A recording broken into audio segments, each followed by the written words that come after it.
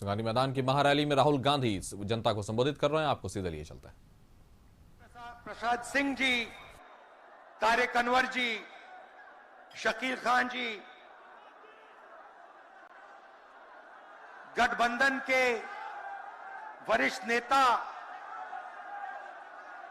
और गठबंधन के प्यारे कार्यकर्ता, भाइयों और बहनों,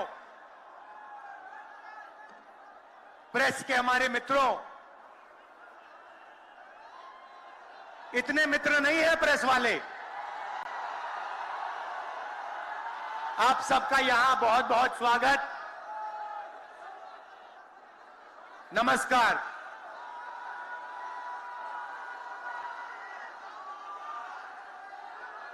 देश में जब भी बदलाव आता है वो बिहार में तूफान शुरू होता है। यहां से तूफान बाकी प्रदेशों में जाता है। ये बिहार जो है देश की राजनीति का नर्व सेंटर है, यहां से ही शुरुआत होती है। आज देश में विचारधारा की लड़ाई है। एक तरफ नफरत, हिंसा, अहंकार और दूसरी तरफ मोहब्बत, भाईचारा और एक दूसरे की इज्जत। जैसे मैंने यात्रा में कहा, अगर आप गठबंधन को समझना चाहते हो, एक लाइन में समझा जा सकता है, नफरत के बाजार में मोहब्बत की दुकान खोलते हैं हम।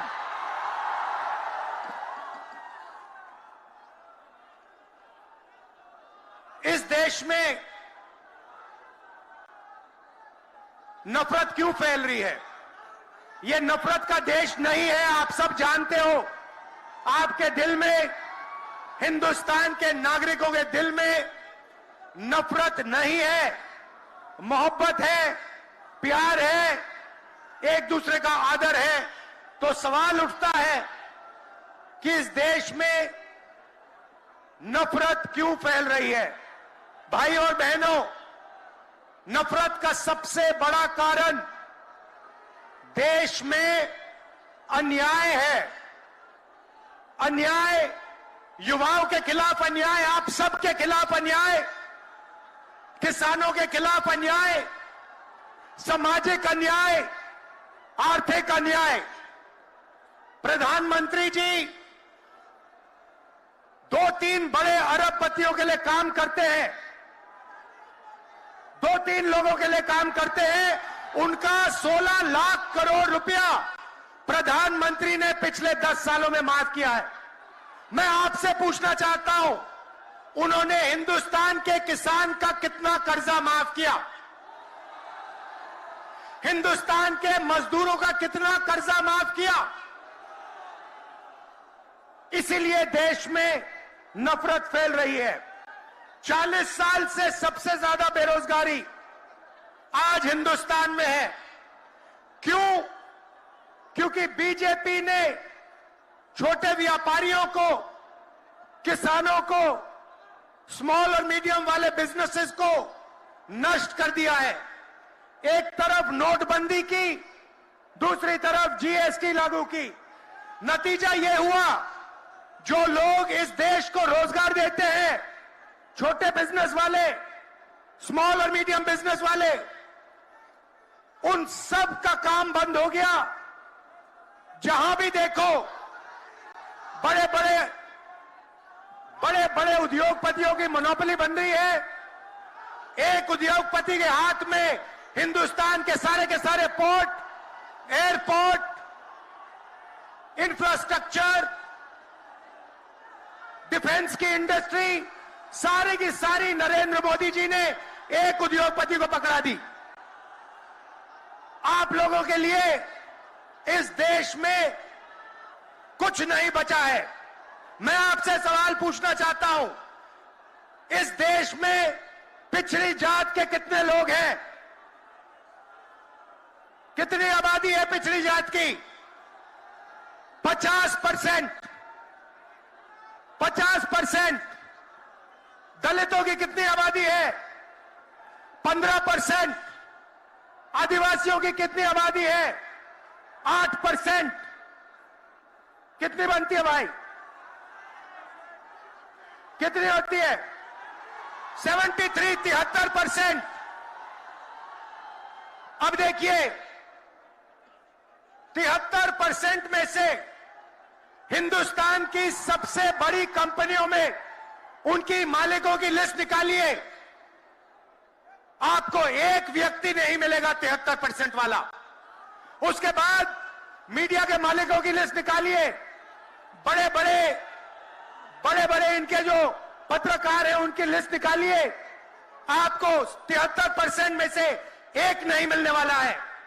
उसके बाद प्राइवेट अस्पतालों के मालिकों की लिस्ट निकालिए, स्कूल और कॉलेज जो चलाते हैं, private school, private college, private university, उनकी लिस्ट निकालिए, उधर आपको 73% का कोई नहीं मिलेगा।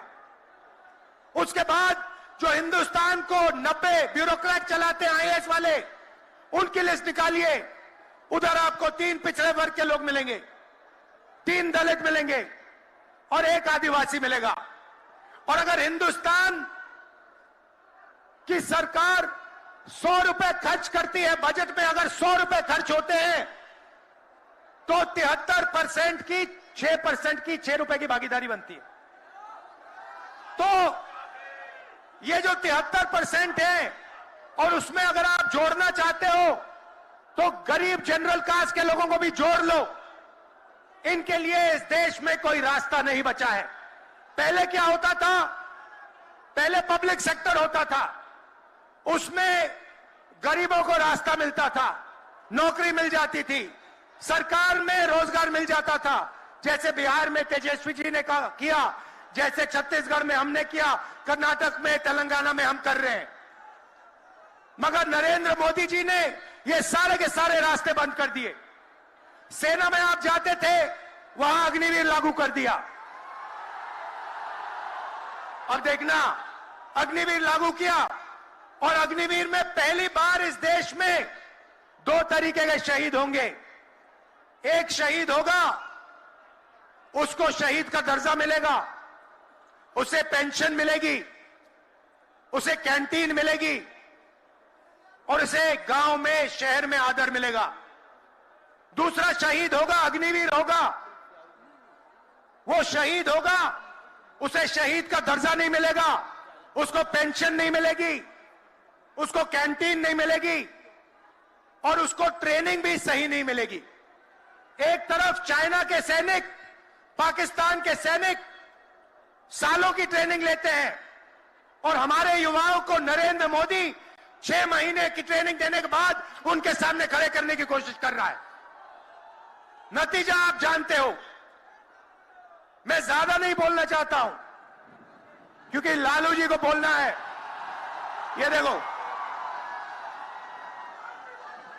लालू जी को बोलना है, मगर मैं सिर्फ ये कहना चाहता हूं, बीजेपी के लोगों को गलतफहमी में नहीं होना चाहिए। हम लोग बीजेपी से, आरएसएस से नहीं डरते। हमें कोई फर्क नहीं पड़ता। हम देश के लिए लड़ते हैं, हम देश के लिए मरने के लिए तैयार हैं, और हम बीजेपी को, आरएसएस को यहां से हटा के इंडिया की सरकार बनाकर दिखाएंगे। आप सबका दिल से बहुत बहुत धन्यवाद। नमस्कार, जय हिंद।